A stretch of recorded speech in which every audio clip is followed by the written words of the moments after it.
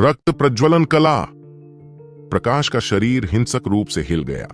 उसका विशाल जानवर जैसा शरीर सिकुड़ गया और एक पल में ही वह बहुत ज्यादा मुरझा गया। अब वह सिर्फ त्वचा और हड्डियों जैसा दिखाई दे रहा था और पहले से भी ज्यादा भयानक दिखाई दे रहा था। उसी पल उसकी ताकत भी अभूतपूर्व स्तर तक बढ़ गई। जानवी का चेहरा तुरंत मौत की तरह पीला पड़ गया। वह रक्त प्रज्वलन कला एक आत्महानिकारक गुप्त तकनीक थी जो आपकी ताकत को अस्थायी रूप से बढ़ाने के लिए आपके सार रक्त को जला देती थी। कोई भी प्रतिभाशाली व्यक्ति आसानी से इसका उपयोग नहीं कर सकता क्योंकि इसके परिणाम बहुत भयानक थे। यदि आप बदकिस्मत रहे तो आपकी साधना का आधार हमेशा के लिए रुक जाएगा। उच्च अधिकारियों ने सभी मुख्य शिष्यों और उससे ऊपर के लोगों को कठोर चेतावनी दी थी कि जब तक कि यह जीवन और मृत्यु का मोड़ न हो, उन्हें अपने सार रक्त को प्रज्वलित नहीं करना चाहिए, अन्यथा परिणाम गंभीर होंगे। लेकिन इस समय प्रकाश पहले ही अपनी तर्क शक्ति खो चुका था। राघव ने तुरंत महसूस किया कि उसके प्रतिद्वंद्वी की छड़ी में शक्ति भर गई है और वह सैकड़ों मीटर दूर उड़ गया। मर जाओ, प्रकाश ने दहाड़ते हुए कहा और बाहर निकल गया। रक्त प्रज्वलन कला केवल कुछ समय के लिए ही प्रभावी थी। उसे राघव को जल्दी से खत्म करना था। राघव ने गहरी सांस ली। अपनी कृपाण को आकाश की ओर उठाते हुए उसने धीरे से अपनी आंखें बंद कर लीं। जब वे एक बार फिर खुलीं तो उनके भीतर एक सितारा दिखाई दिया, समृद्ध युद्ध कवच। एक भयावह आभा आसमान में ऊपर उठी, बादलों को चीरती हुई और स्वर्ग को हिलाती हुई। उस आभा के सामने जियांटियन विशेषज्ञ जानवी का भी दिल कांप उठा और उसे घुटने टेकने की इच्छा हुई। इससे वह चौंक गई। राघव एक ऐसी इच्छा शक्ति जारी कर रहा था जो स्वर्ग को नष्ट करना चाहती थी, एक ऐसी इच्छा शक्ति जो देवताओं को मारना और शैतानों का वध करना चाहती थी। उस इच्छा शक्ति के सामने उसने खुद को सिर्फ एक चींटी महसूस किया। वह इच्छा शक्ति अत्यंत गहन और रहस्यमय थी। यह साधना आधार से असंबंधित कुछ थी। जानवी की तुलना में महेंद्र और अन्य वास्तव में बहुत बेहतर थे। ऐसा इसलिए था क्योंकि वे अभी भी हौतियन क्षेत्र में थे और उनके पास उसकी संवेदनशील इंद्रियां नहीं थीं। जहां तक उन साधारण शिष्यों का सवाल है, वे यह समझने में सक्षम नहीं थे कि राघव की इच्छा क्या थी। वे केवल इतना ही समझ सकते थे कि वर्तमान राघव बिल्कुल भगवान की तरह लग रहा था। राघव दहाड़ उठा। उसकी आवाज एक उग्र देवता की तरह थी जिसने पूरी दुनिया को हिलाकर रख दिया। शैतान का सिर धड़ से अलग हो गया। राघव की कृपाण ने सीधे प्रकाश के डंडे को काट दिया जो एक आत्मिक हथियार था। भयानक ऊर्जा तरंगों ने प्रकाश को उड़ा दिया। प्रकाश ने मुंह भर खून उगला, लेकिन सभी ने देखा कि उसने बहुत कम खून थूका था। ज्यादातर खून उसके अंगों के टूटे हुए टुकड़े थे। अपनी इंद्रियों को खो देने और अधिक शक्ति के लिए अपने आधे से अधिक सार रक्त को प्रज्वलित कर देने के कारण उसके भीतर बहुत कम रक्त बचा था। खून खांसने के बाद वह तुरंत कमजोर हो गया। उसकी शक्ति तेजी से खत्म हो गई और वह अपने मूल रूप में वापस आ गया।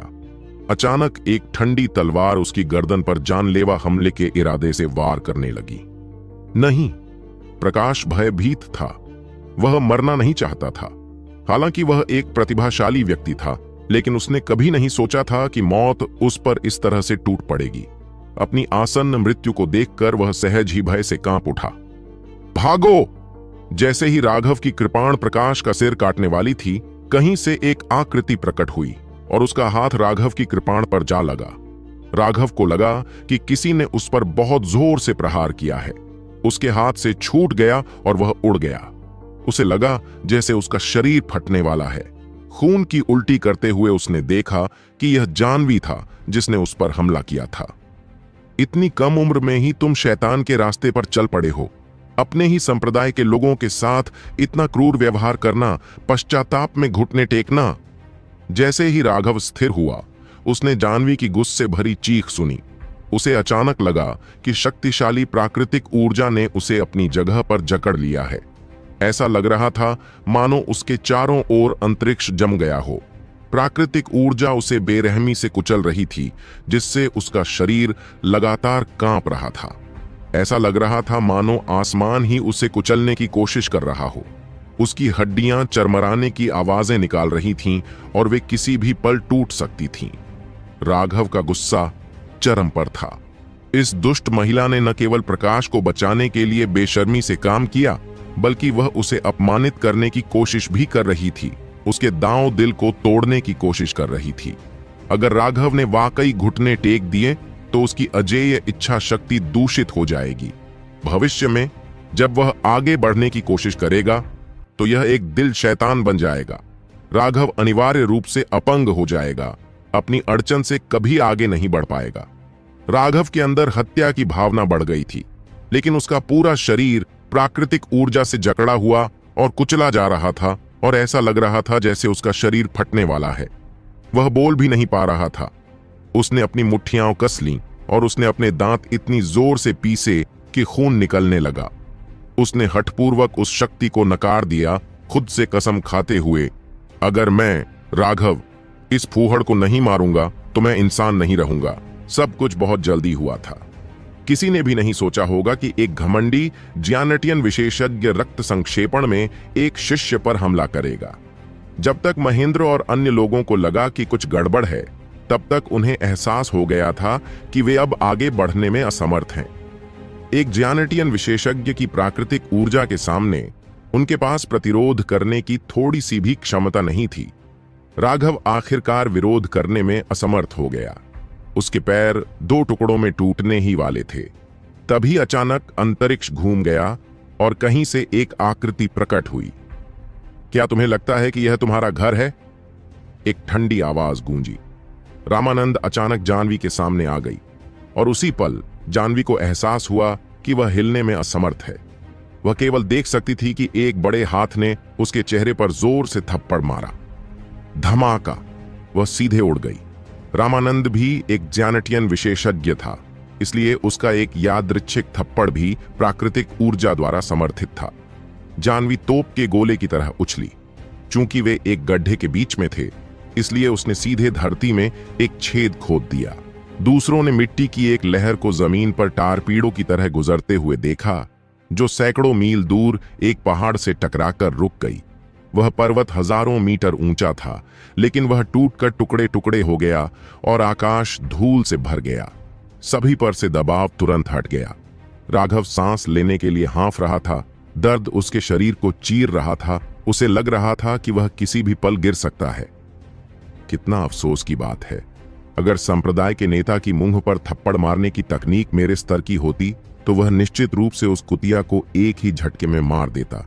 लेकिन यह भी अच्छा है। इस दुश्मनी का बदला लेने के लिए मुझे छोड़ दो। राघव ने आह भरी। जमीन फट गई और बेहद अस्त व्यस्त हालत में जानवी जमीन से उछलकर सीधा रामानंद की ओर दौड़ा। रामानंद, तुमने मुझे मारने की हिम्मत की। उसकी आवाज बेहद शोकाकुल थी, बिल्कुल एक दुष्ट कर्कश स्त्री की तरह। जैसे ही जानवी रामानंद के साथ लड़ाई शुरू करने वाला था, उसने अचानक हिलने की हिम्मत नहीं की। एक बर्फीले ब्लेड ने उसके गले पर दबाव डाला। आप मध्य ज्यानेटियन क्षेत्र तक आगे बढ़ गए हैं। रामानंद ने 100 साल पहले ही ज्यानेटियन क्षेत्र में प्रवेश किया था। एक बार ज्यानेटियन क्षेत्र में पहुंचने के बाद हर उन्नति बेहद श्रम साध्य थी, खासकर अगर आपकी प्रतिभा काफी ऊंची न हो। जानवी ने कई साल पहले ज्यानेटियन क्षेत्र में प्रवेश किया था, लेकिन वह अभी भी अपने क्षेत्र को मजबूत नहीं कर पाई थी, जिसके कारण उसकी आभा बाहर निकल गई। शुरू में उसने सोचा था कि रामानंद उससे ज्यादा मजबूत नहीं होगा, इसलिए उसने यहां हंगामा करने की हिम्मत की। हालांकि रामानंद ने न केवल शुरुआती ज्यानेटियन क्षेत्र में बल्कि मध्य चरण में भी प्रवेश किया था। उसने उसे पूरी तरह से दबा दिया, यहां तक कि उसने सपने में भी कभी नहीं सोचा होगा कि रामानंद ने महज 1 घंटे पहले ही मध्य चरण तक पहुंचने में सफलता पाई थी। यह स्थान आपका 36वां मठ नहीं है, बल्कि मेरा क्षेत्र है। मेरे शिष्यों को अपमानित करके क्या आप यह कह रहे हैं कि आपको लगता है कि मैं आपके साथ कुछ करने की हिम्मत नहीं कर सकता? रामानंद ने ठंडे स्वर में कहा। मुझे विश्वास नहीं है कि तुम मेरे साथ कुछ करोगे। हालांकि रामानंद ने उसे वश में कर लिया था, फिर भी वह बेहद घमंडी थी। रामानंद का साधना आधार भले ही उससे ज्यादा हो, लेकिन उसका मठ उससे बहुत नीचे था। वह उससे डरती नहीं थी। आखिरकार रामानंद के मठ को 108वें स्थान पर रखा गया, जो सभी मठों में सबसे अंतिम स्थान था। लेकिन उसका 36वां मठ वैसा नहीं था। वास्तव में वहां कई निम्न श्रेणी के मठ थे जो उनकी चापलूसी करते थे और उनके आदेशों का पालन करते थे। इसके अलावा उनके उच्च श्रेणी के मठों से भी संबंध थे, अन्यथा वे यहां बेशर्मी से घुसने की कोशिश नहीं करते। राघव, तुम फैसला कर सकते हो। अगर तुम चाहो तो मैं तुरंत उसका सिर काट दूंगा, रामानंद ने हल्के से कहा। उनकी आवाज पूरी तरह से शांत थी, लेकिन उसमें निस्संदेह दृढ़ संकल्प भरा हुआ था। राघव ने कभी नहीं सोचा था कि रामानंद इतनी वीर होगी और जानवी को मारने की हिम्मत करेगी। वह एक ज्यानटियन विशेषज्ञ थी, और अगर वह मर जाती तो रामानंद खुद के लिए एक आपदा बन जाती।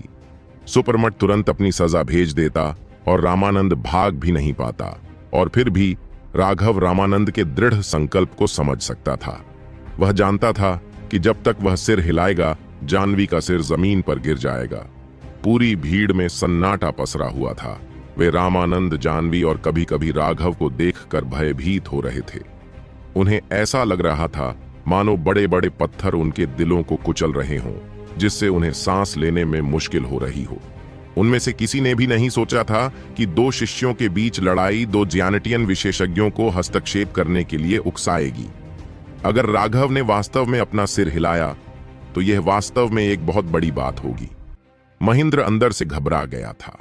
उसे पता ही नहीं था कि उसका बुद्धिमान और दूरदर्शी संप्रदाय का नेता, जो हमेशा अपना काम शांति और स्थिरता से करता था, अचानक ऐसा कैसे हो गया।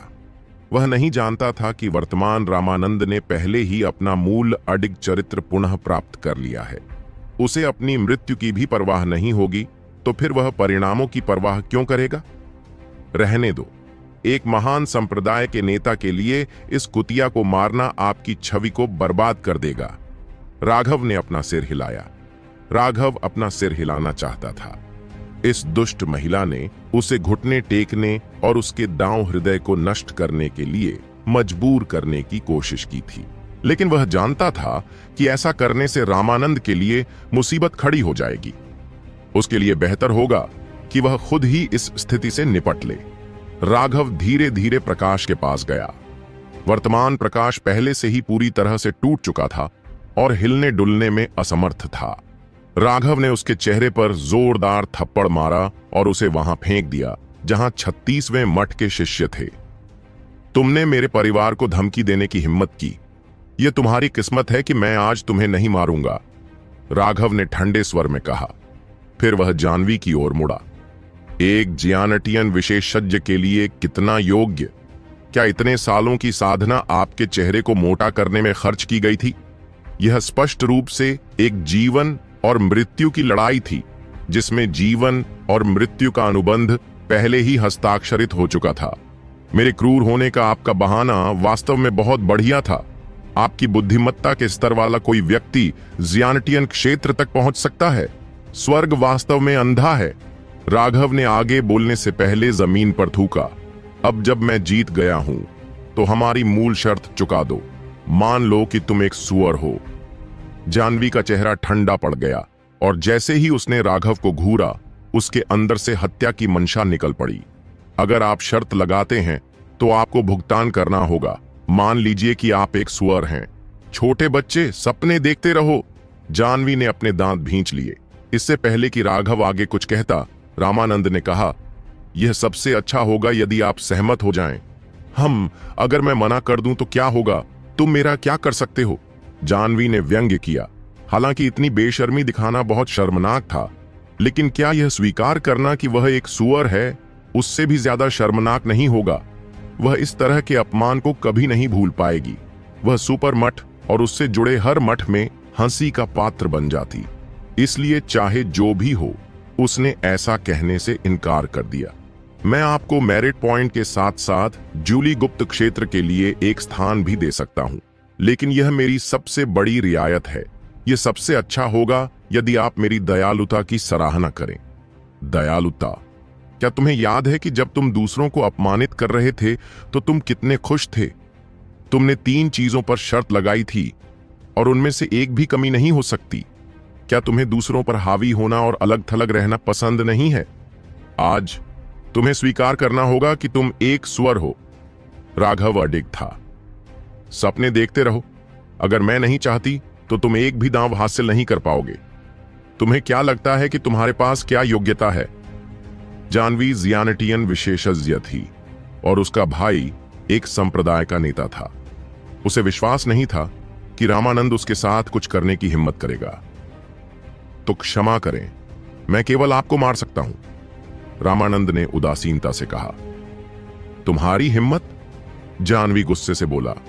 मैं तुम्हें 3 तक गिनने का मौका देता हूं। अगर तुम फिर भी नहीं मानते तो मैं रामानंद अपने हाथ में तलवार लेकर तुम्हारा सिर काटने की कसम खाऊंगा। 3। जानवी की अभिव्यक्ति पूरी तरह बदल गई। वह जानती थी कि रामानंद एक तलवार साधक था और उसे अपनी तलवार पर सबसे ज्यादा भरोसा था। तलवार चलाने वाले सभी लोग बहुत ही गर्वित और घमंडी होते थे, जो आसानी से कोई प्रतिज्ञा नहीं करते थे। तलवार पर प्रतिज्ञा करना तो दूर की बात है, यह उनकी सबसे बाध्यकारी शपथ थी। यदि वे उस शपथ में सफल नहीं हो सके तो उनका दांव हृदय तुरंत टूट जाएगा और वे फिर कभी आगे नहीं बढ़ पाएंगे। अब जानवी आखिरकार डर गई। उसे आखिरकार यकीन हो गया कि रामानंद गंभीर था और उसे डराने की कोशिश नहीं कर रहा था। तुम पागल हो, अगर तुम मुझे मार दोगे तो तुम भाग भी नहीं पाओगे। तो जानवी को पसीना आने लगा। उसे लगभग ऐसा महसूस हो रहा था कि रामानंद की तलवार में ऊर्जा जमा हो रही है, जैसे कि वह कोई खून का प्यासा शैतान हो जो उसका गला काटने वाला हो। मैं अपनी हार स्वीकार करता हूं। मैं एक सुअर हूं। मैं स्वीकार करता हूं कि मैं एक सुअर हूं। जानवी की चीख हवा में गूंज उठी। जिस क्षण उसने एक चिल्लाया था, रामानंद की तलवार एक जागृत राक्षस की तरह लग रही थी और एक भयानक हत्या के इरादे ने तुरंत जानवी की हिम्मत की आखिरी डोर को भी खत्म कर दिया था। सभी लोग एकदम चुप थे। 36वें मठ के सभी शिष्य एक दूसरे को घूर रहे थे। एक शियांटियन विशेषज्ञ ने अब सबके सामने स्वीकार कर लिया था कि वह एक सुअर थी। शर्म की वह हद। जहां तक 108वें मठ के शिष्यों की बात है तो वे अविश्वसनीय रूप से तरोताजा महसूस कर रहे थे। इस महिला ने बार बार कहा था कि वे संसाधन बर्बाद करने वाले सुअरों का एक समूह थे, जो ऐसा व्यवहार कर रहे थे जैसे वह चींटियों को अनदेखा करने वाली कोई भगवान हो। लेकिन अब उसने स्वीकार कर लिया था कि वह एक सुअर है। यह अविश्वसनीय रूप से रोमांचक था और इसने उन सभी को तिरस्कार भरी नजरों से देखने पर मजबूर कर दिया। छी, एक ज्यानिटियन विशेषज्ञ के पास केवल इतना साहस है? कितनी कायर कुतिया है। बॉस, राघव सही थे। किसी को परवाह नहीं है कि हीरो कहां से आता है और किसी को भी उसकी उम्र की परवाह नहीं है। क्या बॉस राघव ने कभी ऐसा कुछ कहा था? मुझे यह कैसे याद नहीं है। छी, ऐसा इसलिए है क्योंकि तुम पर्याप्त ध्यान नहीं देते। मैं बॉस राघव की हर बात रिकॉर्ड करता हूं, फिर हर दिन के अंत में मैं हर बात को फिर से दोहराता हूं। तुम मेरी तुलना कैसे कर सकते हो? रामानंद ने अपनी तलवार म्यान में रख ली। जानवी को देखते हुए वह एक पल के लिए झिझका, लेकिन फिर उसने कुछ नहीं कहा।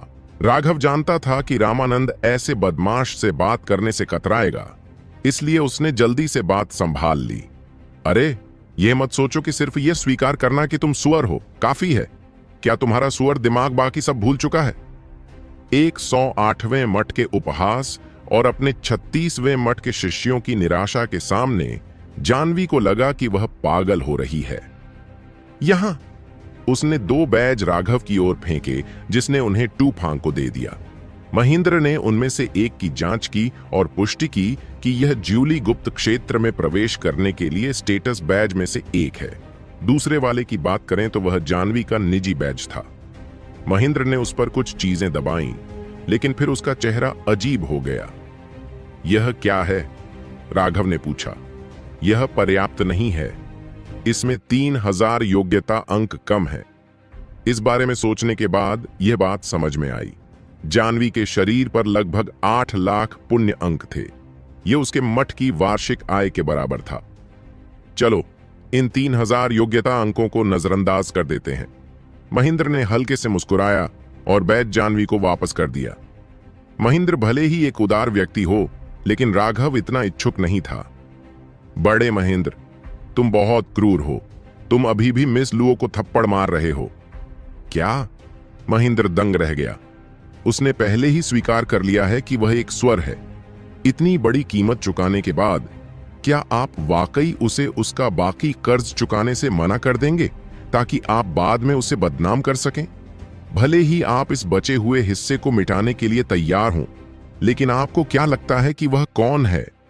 वह एक शानदार और अद्भुत ज्यानेटियन विशेषज्ञ है। वह एक बहुत ही प्रतिष्ठित व्यक्ति है।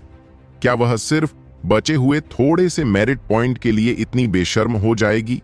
क्या वह हम सबसे गरीब और बेसहारा देहातियों का फायदा उठाएगी?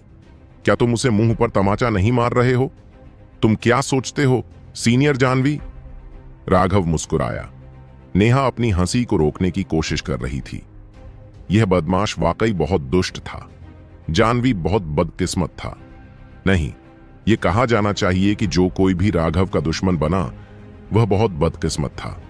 लेकिन राघव को जानवी को इस तरह ताना मारते देख 108वें मठ के शिष्यों को वाकई नशा हो रहा था। उनका गुस्सा शांत हो रहा था और यह वाकई बहुत ताजा था। एक घमंडी और असभ्य ज्यानेटियन विशेषज्ञ को राघव द्वारा इस हद तक पूरी तरह से उपहासित होते देख वे सभी संतुष्टि से भर गए। महेंद्र पहले तो स्तब्ध रह गया, लेकिन फिर वह कड़वाहट से मुस्कुराया। राघव वास्तव में क्रूर था। हालांकि वह किसी भी बात पर नाराज नहीं होता, लेकिन एक बार जब वह आपको दुश्मन के रूप में देखता है तो वह आपको कोई छूट नहीं देता। लेकिन महेंद्र भी इससे असंतुष्ट नहीं थी। जानवी बेहद संकीर्ण सोच वाली और बेहद क्रूर स्वभाव की थी। चाहे आप उसे थोड़ा या बहुत नाराज करें, वह इसे जीवन मरण का द्वेष समझती थी। कम से कम उसे और ज्यादा नाराज करना ज्यादा संतोषजनक था। जानवी सिर से पैर तक कांप रही थी। दूर से देखने पर ऐसा लग रहा था कि उसे द्वारा पड़ा है। उसने अपनी अंगूठी से 3 औषधीय गोलियां निकाली और उन्हें राघव की ओर फेंक दिया। फिर बस ऐसे ही वह अपने शिष्यों को लेकर चली गई। राघव को उन औषधीय गोलियों को देखने की भी जरूरत नहीं थी। सिर्फ खुशबू से ही वह बता सकता था कि वे 3 कनेक्टिंग फ्लावर टेंडन पिल्स हैं। हालांकि वे भी उच्च श्रेणी की थीं, लेकिन उन्हें परिष्कृत करने वाला कीमियागर उसकी तुलना में काफी कमतर था। लेकिन चूंकि वे अभी अभी उसकी गोद में आई थीं, इसलिए उसे ज्यादा चूजी होना ठीक नहीं लगा। आह, शुक्रिया शुक्रिया। कृपया फिर से आने के लिए स्वतंत्र महसूस करें, राघव ने सौहार्दपूर्ण ढंग से हंसते हुए कहा। जानवी, जो पहले ही अपने शिष्यों को लगभग 1 मील दूर ले आई थी, अंततः इसे सहन नहीं कर सकी और खांसते खांसते उसके मुंह से खून निकल आया। राघव, जरा रुको, यह खत्म नहीं हुआ है। जानवी एक प्रेत की तरह आगे बढ़ा और तुरंत ही उनके मठ से गायब हो गया। वह सचमुच इसे बर्दाश्त नहीं कर पा रही थी। उसे लग रहा था कि वह गुस्से से फट पड़ेगी। 36वें मठ के शिष्य भी अपने घायल साथी शिष्यों को लेकर तेजी से भागे। वे जल्दी से मठ से गायब हो गए। वे बहुत ही शानदार और अहंकारी तरीके से आए थे, लेकिन वे बहुत जल्दी चले गए। 108वें मठ के सभी शिष्यों ने उन्हें जाते हुए देखकर जोर से जयकारे लगाए। फिर वे राघव के पास पहुंचे और बिना कुछ कहे उसे बार बार हवा में उछाल दिया। केवल इसी तरह वे अपनी खुशी व्यक्त कर सकते थे। अरे रुको, मुझे पुरुषों द्वारा छुआ जाना पसंद नहीं है। अरे वह कौन था जिसने अभी मेरे नितंब को छुआ था? राघव चिल्लाया। सभी लोग बस हंसने लगे और कुछ देर तक हंसते रहे, फिर अंत में रुक गए। राघव उनकी उत्तेजना को समझ सकता था, इसलिए उसने उन्हें अपनी मर्जी से काम करने दिया। जब वे थोड़ा शांत हुए, तभी वह मनोज की ओर मुड़ा। मैंने जानबूझकर तुम्हारा सुनहरा भाला वापस नहीं लिया। यह तुम्हारे लिए एक परीक्षा है। तुम इसे खुद ही वापस पालोगे। मुझे पता है, मैं अपना हथियार जरूर वापस लूंगा, मनोज ने गंभीरता से कहा। उसने कसम खाई कि वह अपने दुश्मनों के साथ फिर कभी नरमी नहीं बरतेगा। छी मूर्ख, बस इतना ही? राघव ने कोसा। क्या? मनोज को समझ नहीं आया। अर्जुन ने समझाया, बॉस का मतलब है कि बेशक आपको वह वापस मिलना चाहिए जो आपका हक है, लेकिन ऐसा करते समय आप सुविधानुसार थोड़ा और भी पा सकते हैं। क्या आपने इस दुनिया में ब्याज नामक एक खास चीज के बारे में नहीं सुना है? आप अभी भी बॉस की शैली को नहीं समझते हैं। मनोज को तुरंत समझ आ गया।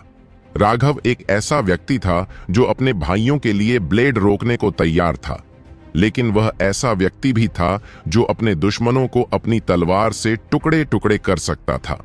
राघव आसानी से दुश्मन नहीं बनाता था, लेकिन एक बार जब वह किसी को दुश्मन के रूप में पहचान लेता था तो वह निश्चित रूप से उसे मार देता था, या अगर वे एक निश्चित सीमा पार कर जाते तो शायद मौत उसके लिए बहुत बड़ी विलासिता होती। यह सोचकर कि कैसे वह एक समय में राघव का दुश्मन था, मनोज को पसीना आने लगा। साथ ही उसने राघव की सहनशीलता की प्रशंसा भी की।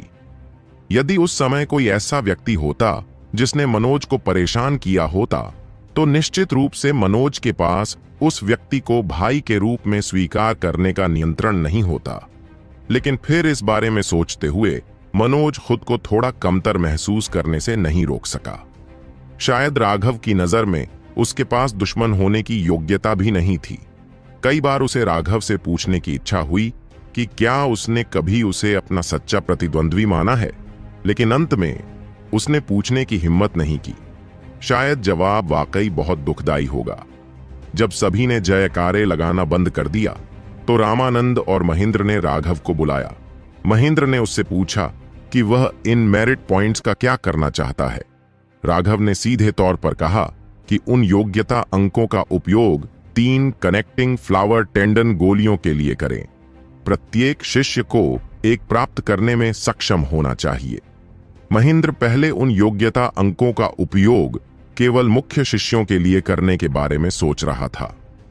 आखिरकार ज्यूली गुप्त क्षेत्र खुलने वाला था और उनकी शक्ति बढ़ाना महत्वपूर्ण था।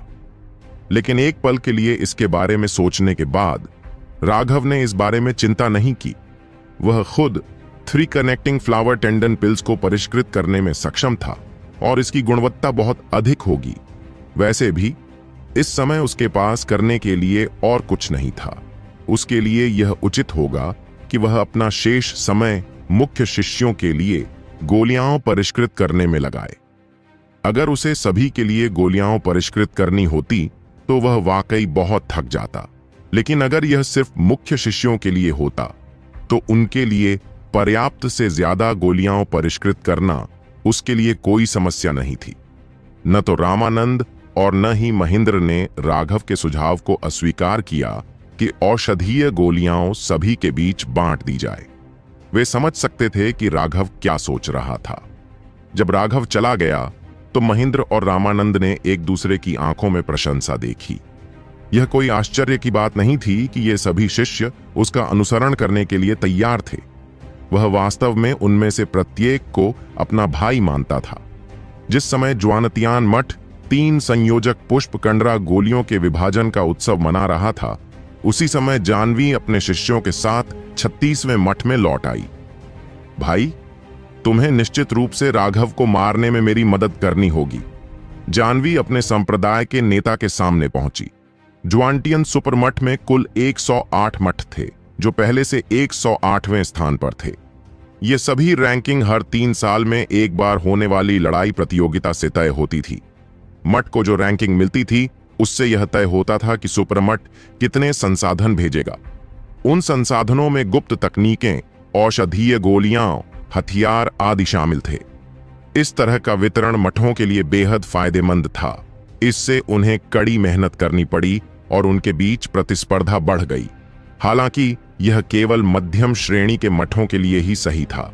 शीर्ष और निचले स्थान पर स्थित मठ इस लाभकारी प्रभाव के अपवाद थे। ऐसा इसलिए हुआ क्योंकि ताकतवर लोग और भी मजबूत होते गए, जबकि कमजोर लोग और भी कमजोर होते गए। ताकतवर लोगों के शीर्ष पदों पर आसीन होने से उन्हें एक बेहद मजबूत आधार मिला। जहां तक राघव के 108वें मठ की बात है, तो इतने वर्ष बीत गए, फिर भी कोई भी ऐसा व्यक्ति सामने नहीं आया जो उनकी अंतिम रैंकिंग को बदल सके। परिणाम स्वरूप महामठ ने उन्हें बहुत कम संसाधन भेजे। पर्याप्त संसाधनों के बिना चाहे उनके शिष्य कितने भी अच्छे क्यों न हों, उन्हें ठीक से पालना मुश्किल होगा। गरीब लोग भूख से मर रहे थे, जबकि अमीर लोग लगभग मरने की कगार पर थे। लेकिन ये नियम थे। 108वां मठ इस बारे में कुछ नहीं कर सकता था। अगर आप पेट भर खाना चाहते हैं तो आपको अपनी रैंकिंग बढ़ाने के लिए कड़ी मेहनत करनी होगी। अपनी रैंकिंग बढ़ाकर ही आप अधिक संसाधन प्राप्त कर सकते हैं। राघव के 108वें मठ से लाखों मील दूर एक घुमावदार पर्वत श्रृंखला थी। प्राचीन पेड़ आसमान तक फैले हुए थे और कभी कभी विशालकाय जानवर भी दिखाई देते थे। एक ऊंचे पहाड़ के ऊपर एक बड़ा महल था जो पूरे पहाड़ की चोटी को घेरे हुए था। यह जुआनटियन सुपरमॉनेस्ट्री का पहला मठ था। हजारों मील तक फैले पहाड़ आत्माओं के जमावड़े से ढके हुए थे। यदि 108वें मठ के शिष्य यहां आएं तो वे यह जानकर दंग रह जाएंगे कि यहां आध्यात्मिक ऊर्जा उनकी अमर गुफाओं की तुलना में कहीं अधिक सघन है, जब उनकी आत्मा पत्थर संरचनाएं अधिकतम सक्रिय थीं। इस बेहद आलीशान मठ के शीर्ष पर एक ऊंची मीनार थी। मीनार के शीर्ष पर कुछ लोग दीवार पर लगी छवियों को देख रहे थे। उनमें से एक जानवी था।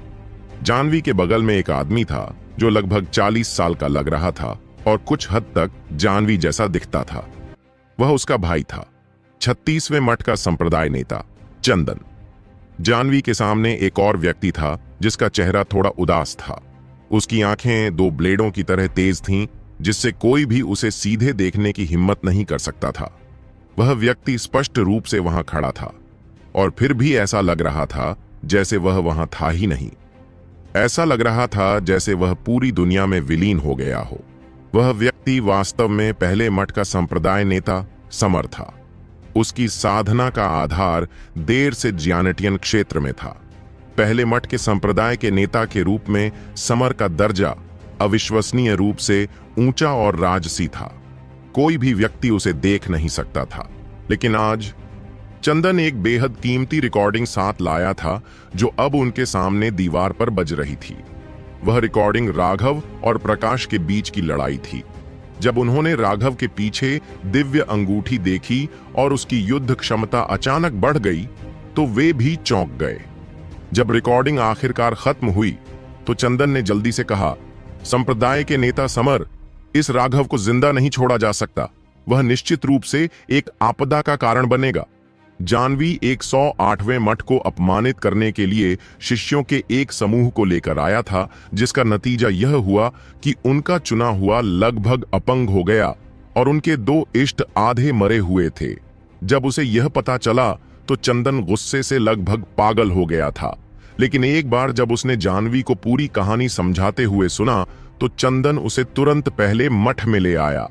यह मामला मूलतः पहले मठ के कारण हुआ था।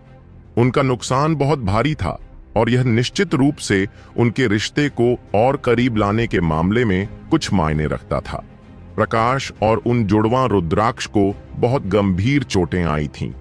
उन्हें ठीक करने के लिए सुपरमॉनेस्ट्री के विशेषज्ञों की आवश्यकता होगी, और अगर सुपरमॉनेस्ट्री के विशेषज्ञ मदद भी करते तो भी उस पर बहुत ज्यादा खर्च होता। आखिरकार उन्हें ठीक करने की कोई जिम्मेदारी नहीं थी। राघव के प्रति जानवी की नफरत पहले ही उसकी हड्डियों में समा चुकी थी। वह चाहती थी कि वह उसे टुकड़े टुकड़े करके फाड़ दे। चंदन भी इससे बेहतर नहीं था। उनमें से कोई भी अच्छा इंसान नहीं था। अगर वह वाकई एक अच्छा इंसान था तो वह अपनी बहन को इतना अपमानजनक और घमंडी कैसे होने दे सकता था। हालांकि चंदन की दृष्टि निश्चित रूप से जानवी से कहीं अधिक दूरगामी थी। यह राघव निश्चित रूप से एक भयानक प्रतिभाशाली व्यक्ति था और वे निश्चित रूप से उसे परिपक्व नहीं होने दे सकते थे। अब वे दोनों उससे छुटकारा पाने के लिए पहले मठ को उधार ले सकते थे। एक ही संप्रदाय के शिष्य एक दूसरे को कैसे मार सकते हैं? यह तथ्य कि 108वें मठ को राघव जैसी प्रतिभा प्राप्त हो सकती है आपको उत्साहित कर सकता है। आप ईर्ष्या महसूस नहीं कर सकते। समर ने अपना सिर हिलाया। जानवी और चंदन दोनों के हाव भाव बदल गए। यह उनका पहला मौका था जब वे पहले मठ के संप्रदाय के नेता को देख रहे थे, लेकिन उसके रवैये के कारण वे दोनों असमंजस में थे। इसके अलावा अंदर ही अंदर वे और भी अधिक निराश हो गए। उन्हें बहुत बड़ा नुकसान उठाना पड़ा क्योंकि वे उसके मठ की मदद कर रहे थे, लेकिन वह अभी भी इतनी स्पष्ट रूप से व्यंग्यात्मक बात कहने में सक्षम था। क्या वह इंसान भी था? यद्यपि वे अंदर से असंतुष्ट थे, फिर भी उन्होंने इसे बाहर प्रदर्शित करने का साहस नहीं किया। एक ही संप्रदाय के शिष्यों को एक दूसरे का समर्थन और प्रोत्साहन करना चाहिए। उनके लिए एक दूसरे को मारना वर्जित है। मैंने सुना है कि आपके शिष्य पॉइंटर्स का आदान प्रदान करते समय घायल हो गए थे। हमारे घनिष्ठ संबंध के कारण हम आपके शिष्यों को ठीक करने के लिए आपकी जगह लेंगे, समर ने कहा। चंदन तुरंत खुश हो गया। वह अपनी बेवकूफ बहन से कहीं ज्यादा होशियार था और उसे तुरंत समझ आ गया कि समर वास्तव में क्या कह रही थी। धन्यवाद संप्रदाय नेता समर, चंदन ने सम्मानपूर्वक कहा। लेकिन वह राघव, जानवी अभी भी उलझन में थी और चिंतित थी। आखिरकार वह राघव को मरवाना चाहती थी। वह उसे छोड़ना नहीं चाहती थी। राघव मठ के एक प्रतिभाशाली व्यक्ति हैं और भविष्य में धार्मिक मार्ग के मुख्य सदस्य होंगे। भ्रष्ट मार्ग का सामना करते समय वे एक शक्तिशाली शक्ति होंगे।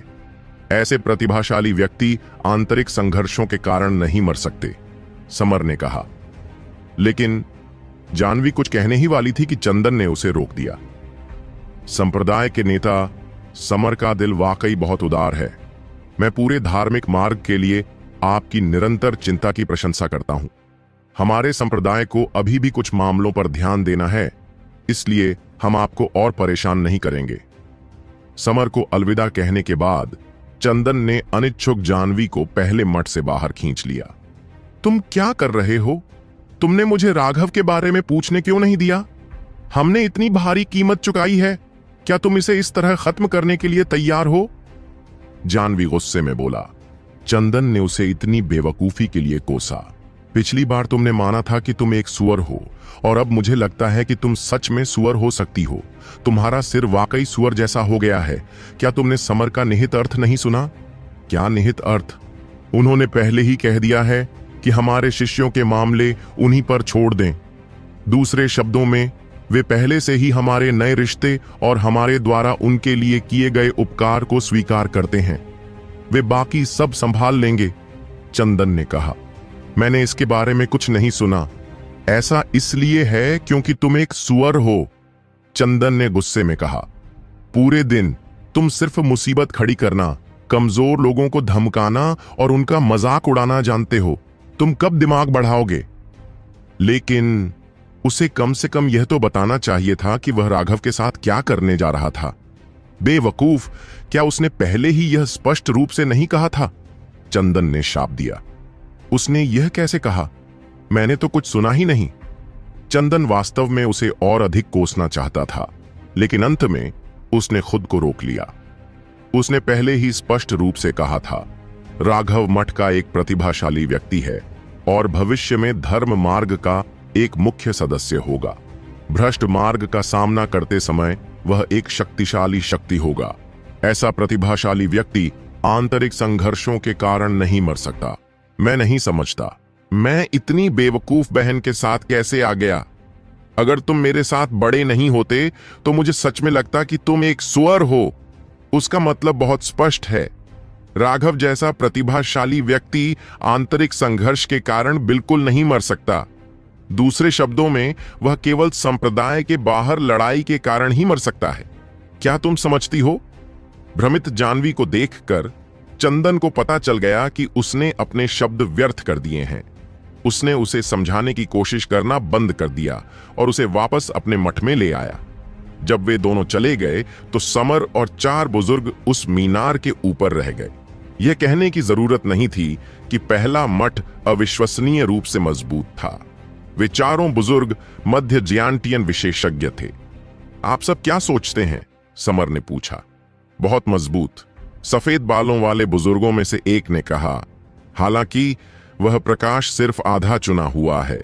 वह हमारे चुने हुए के साथ 50 बार भी नहीं टिक पाएगा। अगर सुपरमठ ने यह नहीं देखा होता कि उनके आखिरी चुने हुए को 3000 साल हो चुके हैं और साथ ही उसने कितनी जिद की, तो उन्होंने उसे यह दर्जा बिल्कुल नहीं दिया होता। हालांकि प्रकाश सिर्फ दूसरे दर्जे का चुना हुआ है, लेकिन राघव अभी भी बेहद मजबूत है।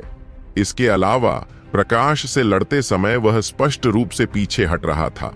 तुम सही हो, सबसे भयावह बात यह है कि वह अभी रक्त संघनन के चरम पर है।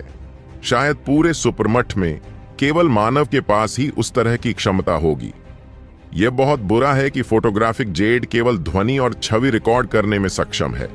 हम नहीं जानते कि राघव की इच्छा शक्ति कितनी है। यह कहना बहुत मुश्किल है कि वह किस स्तर तक पहुंच गया है। पहले सफेद बालों वाले बुजुर्ग ने सिर हिलाया। यह सच है, उसे वास्तव में लड़ते हुए देखे बिना कुछ भी कहना मुश्किल होगा। जानवी के अनुसार राघव की इच्छा शक्ति बेहद शक्तिशाली है, जो उसे खतरा महसूस करा सकती है और समर्पण करने की इच्छा भी पैदा कर सकती है। हालांकि वह जानबूझकर इसे बढ़ा चढ़ाकर बता रही थी ताकि हम राघव को मार दें, लेकिन यह निश्चित रूप से सच है कि राघव एक खतरा है। हमें निश्चित रूप से इसे गंभीरता से लेना चाहिए। बाकी सभी बुजुर्गों ने सिर हिलाया। मानव के अलावा ऐसा कोई और नहीं था जिसके पास उस स्तर की ऐसी क्षमताएं थीं। इससे उनकी चौकसी बढ़ गई। पहला मठ नंबर 1 पर बना रहा। इसका कारण यह था कि उन्होंने सूचनाओं को कितनी सटीकता से नियंत्रित किया। जैसे ही उन्हें किसी खतरे की भनक लगती, चाहे वह कितना भी छोटा क्यों ना हो, वे तुरंत उससे निपट लेते। जब भी कोई ऐसा प्रतिभाशाली व्यक्ति सामने आता जो उनकी स्थिति के लिए खतरा पैदा कर सकता था, तो वे या तो उसे अपने खेमे में खींच लेते थे, यदि वे ऐसा नहीं कर पाते थे तो उसे गायब कर देते थे। हालांकि शीर्ष 10 मठों ने उनके खिलाफ बहुत ज्यादा चौकसी बरती। उन्होंने अपने शीर्ष प्रतिभाओं को छिपाने की पूरी कोशिश की ताकि मठ प्रतियोगिता में उन्हें उजागर किया जा सके, लेकिन निश्चित रूप से इस तरह का आचरण 108वें मठ के लिए उपयुक्त नहीं था। अंतिम रैंकिंग मठ के रूप में उन्हें सुपरमठ से अधिक संसाधन प्राप्त करने की उम्मीद में अपनी सबसे मजबूत प्रतिभा का प्रदर्शन करना पड़ा। इसलिए राघव को तुरंत ही ज्वांतियान सुपरमठ और उसके नियंत्रण में आने वाले विभिन्न मठों के सामने प्रकट कर दिया गया। काफी देर बाद समर ने सिर हिलाया। तो हमने फैसला कर लिया, राघव हमेशा के लिए ज्यूली के गुप्त क्षेत्र में गायब हो जाएगा। जब से 36वें मठ ने उन्हें उकसाने के लिए आकर निराश होकर भाग जाने का प्रयास किया था, तब से 108वें मठ के शिष्य अविश्वसनीय रूप से उत्साहित थे। यद्यपि मठ ने इस मामले को गुप्त रखने की कोशिश की थी, क्योंकि वे अपने शिष्यों को अंतिम श्रेणी के मठ में होने के कारण हीन भावना महसूस करने से डरते थे। फिर भी ऐसे कई शिष्य थे जिन्होंने सत्य को जान लिया था।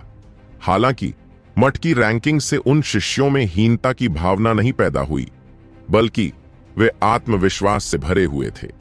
यह तथ्य कि वे जो अंतिम रैंकिंग वाले मठ थे 36वें मठ को पीछे धकेलने में सक्षम थे, एक अविश्वसनीय गौरवशाली बात थी। इससे वास्तव में उनके दांव हृदय और भी अधिक दृढ़ हो गए थे। साधना का कोई शॉर्टकट नहीं था। चाहे आपके पास कितने भी संसाधन हों, दृढ़ दांव हृदय के बिना आप फिर भी कुछ नहीं होंगे। शुरुआत में उन्होंने गर्व से दावा किया था कि वे एक मजबूत दुश्मन को हराने में कामयाब रहे हैं, भले ही वे कमजोर थे। लेकिन राघव ने उन्हें बताया था कि वे गलत थे। वे हमेशा से ही मजबूत थे। ताकत का मतलब सिर्फ यह नहीं था कि आपकी साधना का आधार कितना ऊंचा था, या आपकी पृष्ठभूमि कैसी थी, या आपके युद्ध कौशल कितने शक्तिशाली थे। यह इस बात से ज्यादा जुड़ा था कि आपके पास एक विशेषज्ञ का दिल था या नहीं। 3 दिन बाद महेंद्र उन सभी 3 कनेक्टिंग फ्लावर टेंडन गोलियों को वापस लाने में कामयाब रहा जिन्हें उसने योग्यता अंकों के साथ बदला था, और प्रत्येक शिष्य को एक दिया गया। 3 कनेक्टिंग फ्लावर टेंडन पिल तीसरी श्रेणी की औषधीय गोलियों में सबसे बढ़िया आइटम थी। 50 से नीचे रैंक वाले मठ उन्हें खरीदने में असमर्थ थे। उनके शिष्यों को पता था कि वे केवल राघव के उनके प्रति सम्मान के कारण ही एक दवा प्राप्त करने में सफल हुए थे। आमतौर पर ऐसी कीमती औषधीय गोलियां मुख्य शिष्यों के लिए आरक्षित होती हैं। जब शिष्यों ने यह बात उठाई कि वे 3 कनेक्टिंग फ्लावर टेंडन पिल्स नहीं चाहते हैं ताकि उन्हें मुख्य शिष्यों को दिया जा सके, तो महेंद्र ने उन्हें बताया कि यह राघव का निर्णय था। इस पर कई शिष्यों की आंखों में आंसू आ गए थे।